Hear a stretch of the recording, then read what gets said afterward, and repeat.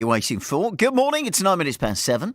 It's Saturday breakfast, and here's news of a project that has been set up by an engineer from the University of Bath that will support displaced and low-income people all around the world and give them what they need to wash their clothes. The washing machine project has secured a 3-year fundraising deal.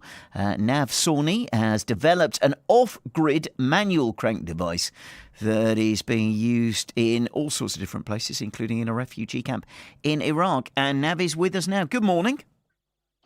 Good morning, Simon. How are you? Really good, thank you. And so lovely to meet you this morning. And what an amazing thing that you've been doing this last couple of years, all inspired by a trip you went on.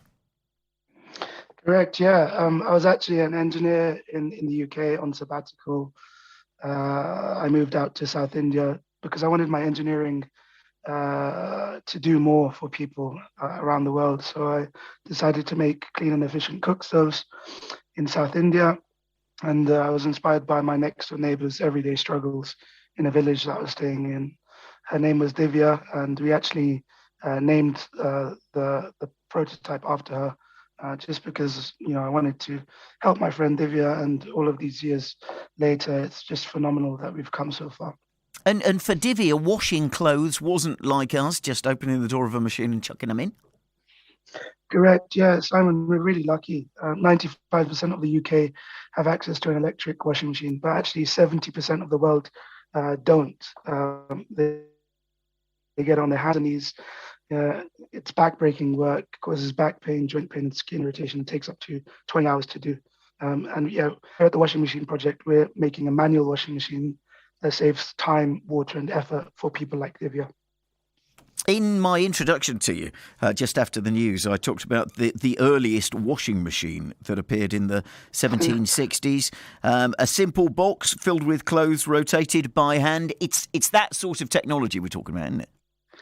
Yeah, we're really talking about low-tech technology that doesn't require any electricity. It's very competitively priced, so it's affordable for people in the places that we want to implement it in. We take a very user-centered approach, an iterative design process. We go and we pilot and we feed that back into our design. So it's got a larger drum capacity for larger families. It's portable, so people in refugee camps who are on the move can take it with them. And so these things are really important for people less well off than us, people who don't have very much, and just want to be given the dignity of clean clothes. And I mean, we mentioned there about the refugee camp in Iraq. What's been the feedback since you were able to get some there? Yeah, we sent 50 of these washing machines with the support of Oxfam International to Mosul in Iraq. And we led a pilot for about 3 months last year during COVID times. Adoption during COVID actually went up. We saved 75% of time, from about 2 hours to about half an hour. And we saved 50% of water. And can you imagine, like, in places where water is such a precious and scarce resource, this is such a really valuable asset to them on their journeys. And what's amazing is, and to have this conversation with you, so many things that we just take for granted here are such a big challenge elsewhere. You've got this new funding and you've got an ambitious plan that by 2023 there's going to be a lot more of these machines around.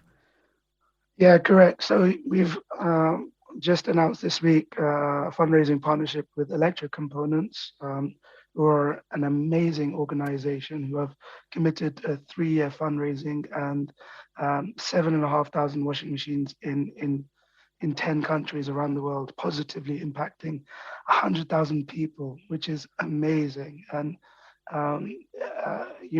Electric Components really recognize that this is a really sustainable, innovative solution for those less well off, and we're just really, really excited to get these washing machines to more places, to more people in need. And do you have bigger plans than this? Is this just the start of something with your engineering head on? Are you looking at other ways of helping out? Yeah, Simon, as you know, I'm an engineer, so I have 100 ideas in my head. So we've already started looking at off-the-grid refrigeration, how to cool your food without using electricity at 3 degrees for more than 24 hours. So that's something that we're trying to crack. And air conditioning, fans, um, uh, and there's just so many things for people like Divya that she doesn't have access to that would really help her and transform her life. And we're really in the heart of just making amazing happen, and we really just want to help people through innovative solutions. And of course, the focus of this, like you say, is Divya, people like Divya, disadvantaged families and their communities. But, thinking of the fact that this week, a lot of talk about climate change, all of these things are going to help with that too, aren't they, in a funny sort of way? Yeah, and I think with the electric components commitment to this as well, organizations are really looking at solutions that make a positive impact on the world, a sustainable impact that's long lasting. So yeah, I mean, the announcements this week of being more green by 2030, 50% reduction in energy output is really welcome. And yeah, we're aligning ourselves with that as well. So yeah. Well, Nav, it's been lovely meeting you this morning. Congratulations on everything you've achieved so far. And keep us posted. That's Nav Sawney there, the man behind the washing machine project. Thank you, Nav. Thank you, Simon. If you need help with your washing, just let me know. Definitely. Giving you a second look.